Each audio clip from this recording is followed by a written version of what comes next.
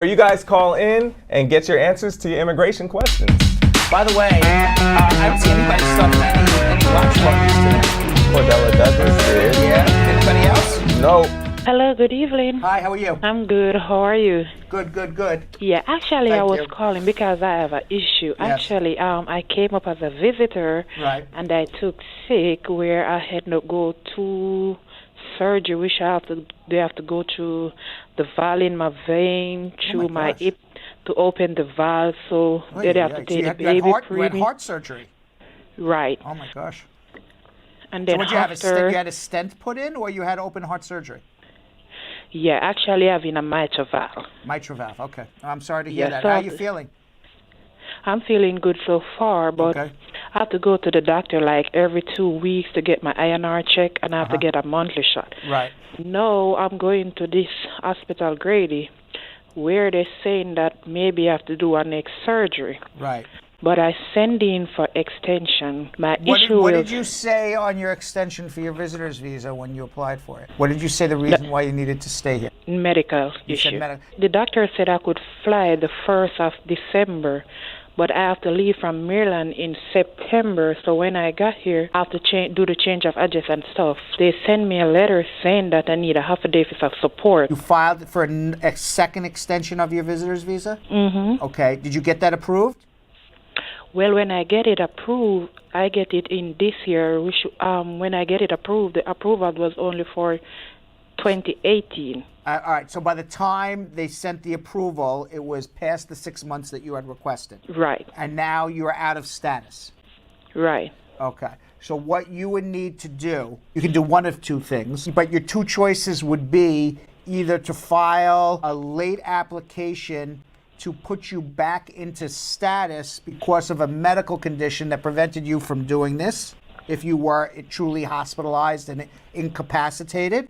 Or alternatively, you can file for Deferred Enforced Departure, meaning that although you're out of status, don't send me home, don't order me deported because I have these medical issues. Just so you know, the pros and cons are, if you keep saying on a visitor's visa, I'm here for medical, they're going to say, well, who's paying for all of this? On Deferred Enforced Departure, they're still going to ask, ultimately, when your medical condition is resolved and you go home, you're going to have trouble getting a new visa to come back. Yeah, I have this friend came in to New York this year, March 3rd, yeah. But he's married to his wife, May the 10th. But they were together from last year when he visited when was his visit. All right, so he came He visited February, last year? 1 second, he came February 3rd and married March 10th? No, March 3rd. And when did he come? He came March 3rd. When did he get married?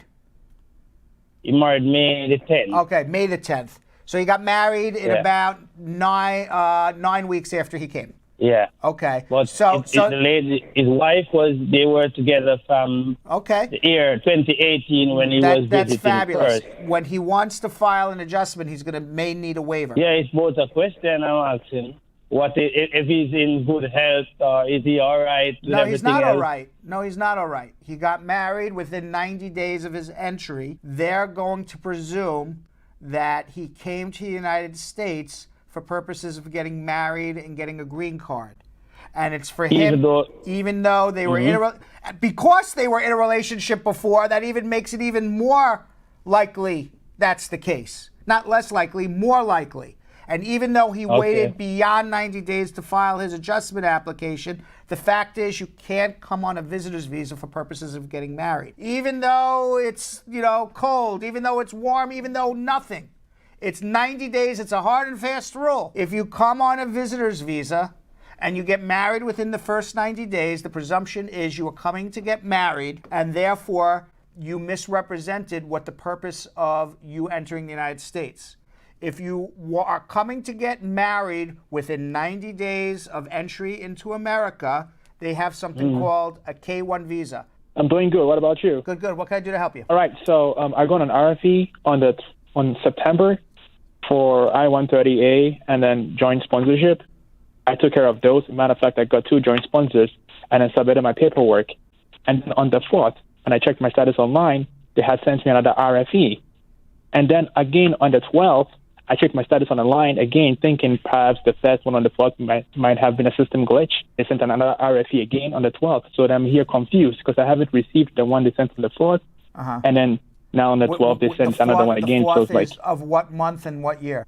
Of this month, 12th November and 4th November of this month. Hopefully it'll come in the mail in the next few days. I'm just as confused as you are. Obviously you're doing something wrong. I just don't know what it is. If you don't get anything in the mail in about 2 weeks from the time that they claim that they mailed it out, then I would contact immigration. If it's normal for you to submit an RFE and then get multiple RFEs after that? No, generally if you submit first of all, these days they don't even give RFEs anymore generally, they just deny you. You know, Brad, my mom, she raised her granddaughter since she was 4 years old. Uh-huh. She's a green card holder, so is there any way she can bring her here? Because how old is this granddaughter now? She's 4, or she's been raised since she was 4?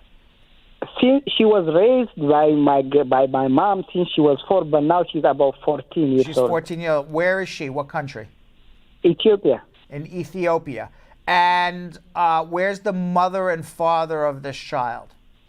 The father is unknown. Her mother is like, she don't know. Both of them, they are disappeared. So okay, so basically, she's not sure whether they are there or no. But she was raised by my mom. Okay, but nobody's adopted this 14-year-old or anything, correct? No. Okay. All right. Now, your mom's a green card holder or a citizen? A green card holder. All right. So your mom can't do anything until she becomes a citizen. Now, this child is basically an orphan in Ethiopia. So to bring an orphan from another country into the United States of America, only a U.S. citizen can bring an orphan in. So maybe you're a U.S. citizen and you want to bring this child in and adopt her and prove that the child has no mother and father, but it has to be done by a U.S. citizen, and it has to be done before the child's 16. And what happens 16? is 16 is the cutoff. And what happens is that the courts in Ethiopia have to strip the mother and father of their parental rights unless we can prove they're dead. And then you have to go into a court here, if you're in Minnesota, and get what's called a pre-adoption.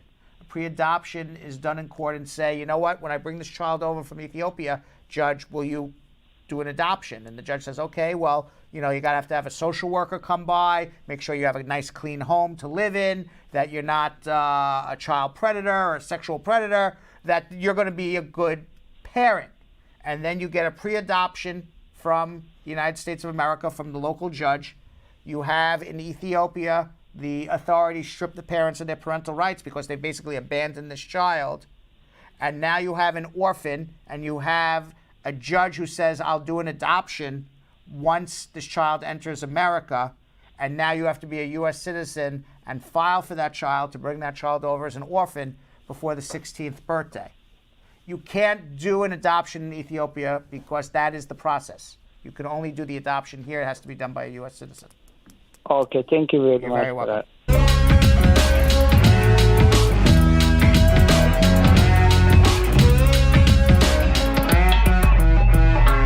Thanks for watching. For more Brad Show Live, like and subscribe to our YouTube channel.